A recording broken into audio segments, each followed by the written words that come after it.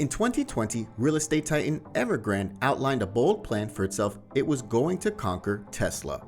The property developer unveiled 6 electric car models ranging from sedans to minivans to SUVs Hengchi marque. It boasted that its cars would have cockpits that rival aerospace vehicles and would use a new smart operating system integrated into drivers' homes.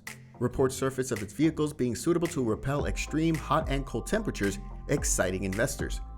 In today's video, we'll talk about the EV game in China and its 2 big competitors. But before that, make sure you press that red subscribe button along with that tiny bell icon to get updated every time we post new videos. Let's get started. In April last time, Evergrande's unit was worth more than Ford, and all before it had vended a single mass-produced auto under its own brand.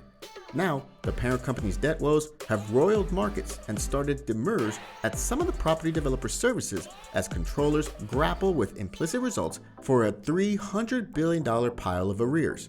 Associates at Bloomberg News have been detailing the contagion from Evergrande's descent and assessing the prospects for what would be one of China's biggest debt restructurings. Each of Evergrande's 9 auto models are dubbed Hengchi, followed by a number from 1 to 9. Hengchi combines Evergrande's name in Mandarin and the Chinese character for spreading fleetly or speed. The conception mirrors how quickly Evergrande and its billionaire chairman, Wei Kaiyan, anticipated to dominate the global auto market.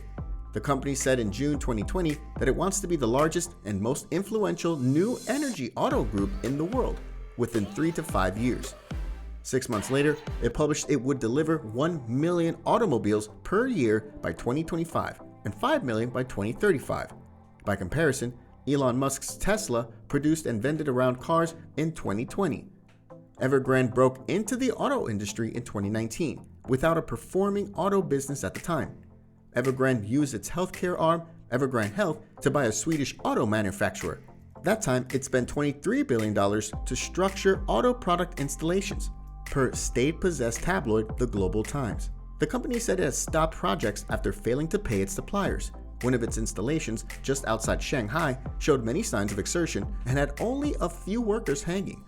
Now, Evergrande finds its position rocked by multiple concurrent dislocations: the COVID-19 contagion, the latter chip deficit, a general slowing of Chinese economic growth aggravated by recent trade wars with the US, and the commitment by Chinese authorities to crack down on rampant lending and, in the words of Chinese leader Xi Jinping, the structure of houses for speculation rather than inhabitation.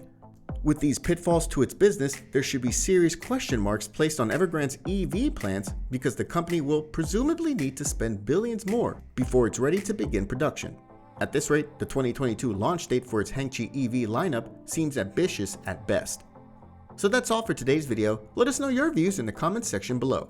And don't forget to like this video before leaving. Thanks for watching.